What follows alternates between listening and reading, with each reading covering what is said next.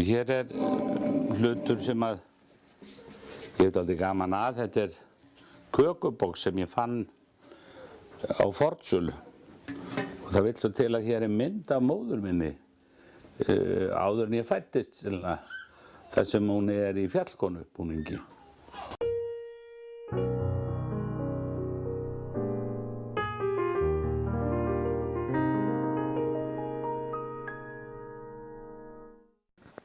Hrafn Gunnlaugsson, heill og sæll.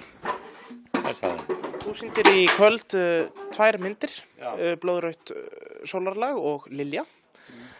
Hvernig þessar myndir tengdar? Já, bara það eru teknar upp á svipuðum tíma.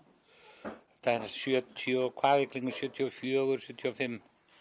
Þannig að það sem tengir alls saman, þetta svona tvö byrjandaverk. Ég komst ekki hjá því þegar ég horfði á Blóðrautt sólarlag að svona tveir menn svona í einsmannslandi, ef svo mætti orðið komast,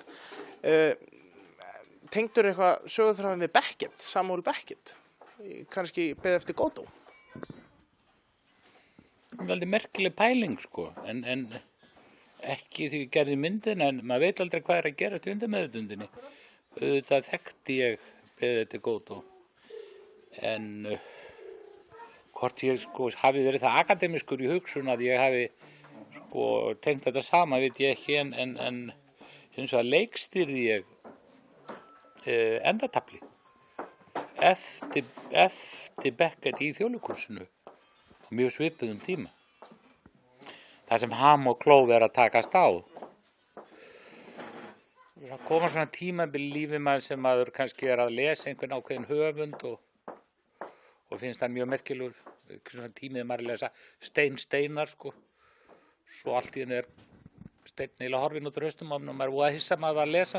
Ég myndi ekki lesa Beckett í dag. En Lilja, hver var svona, hvað ætti ég að segja, hver var svona, af hverju langaði þið svona mikið að gera Lilju? Mér fannst þessi, smásagall aldrei merkileg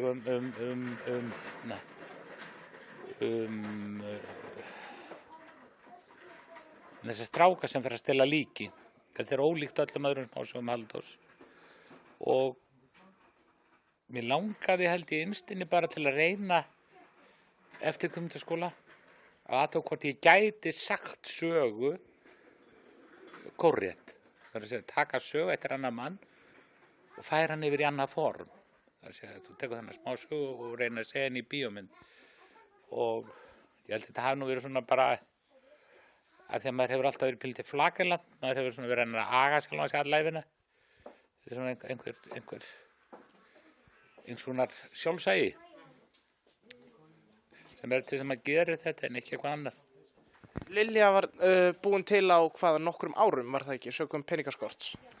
Jú, ég held að það hefði tekið 3 ár að gera hana. Getum við spurt Snorra Þórisson út í að hann mann það betur því að það var hann sem sá öll bréfaskipti við stúdíóð út í Englandi, við laboratóriið út í Englandi, það var ekki eins og það framkalla filminu á Íslandi. Það þurfti að senda filminu út, svona framkölluð, og svo kom hún aftur tilbaka og það var kannski 3-4 vikum eftir þú skaust senuna. Þá kannstu fyrir að sjá hvað það hefði gert. Það með Hrafninn flýgur. Ég sá ekki eina tökur myndinni fyrir en 2 mánuðum eftir að tökun lauk.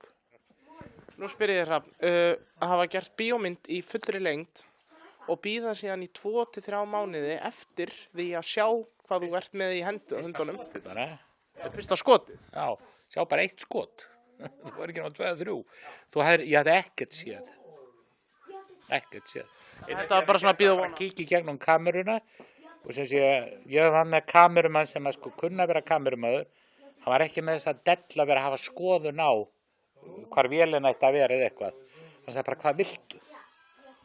Svo sagði hann hvað kameran ætti að vera, svo sagði hann hvernig þetta reyfa kamerun, svo sagði hann hvernig þetta lýsa og hann gerði það. Og hann var 100% professional. Svona eru náttúrulega, svona eru henni stóru professionalar, skilur. Þeir eru bara að reyna að finna út hvað vill leikstjórinn og gera það. Þeir eru ekki að einhverju prívatflippi.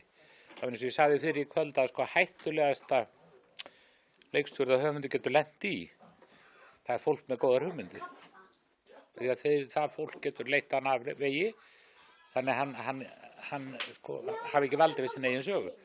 Og þetta var nú það sem Ingmar Bergman benti mér á. Hann sagði allt og menn sem er bara ætir. Þetta er mest farlega af allt. Við manneskjur með góðar hugmyndir, það er hættulegast af öllu.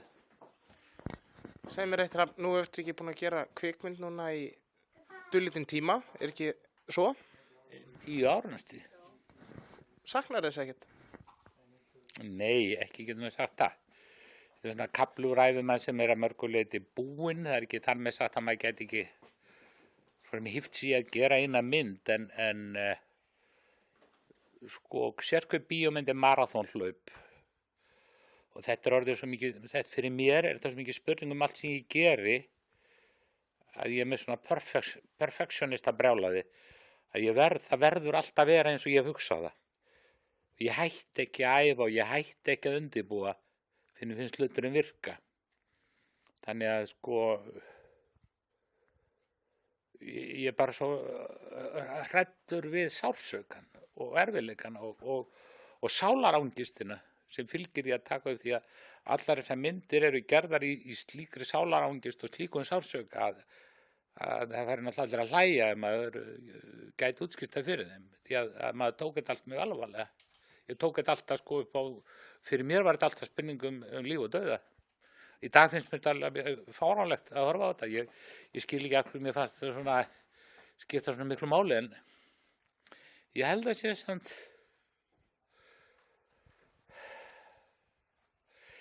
samt, ákveðin, sko, það er ákveðin tegund af kúnstnörum sem er að gera hlutunum upp á líf og dauða. Aðrir er að gera hlutunum til að skemmta sér. Ég er ekki að segja annars er betra að vera en hitt. En ég sko fell í þessa skelfilegu kategóri að allt sem ég gert hefur verið upp á líf og dauða. Og þess vegna sko var ég dauðhræddur við að fara út í mynd aftur. Ég myndi sko venjulega ganga sjálfur með dauðum. Þannig að við eigum ekki von á einni svona grandi finale. Ég er svona stórefa það. Stórefa það, hins vegar hérna aðeins hvarflar af manni núna þegar maður horfir á blóðrautt sólarlag, því að nú sér maður götin í handritun og svona, og maður veit alveg sko hvernig væri hægt að laga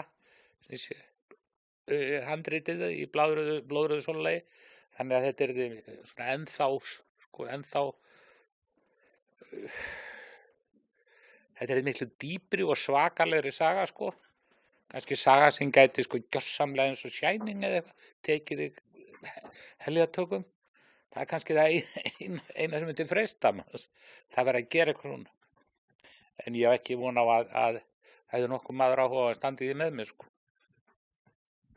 Takk fyrir, Hrafn. Já, lítið. Það gæti þér.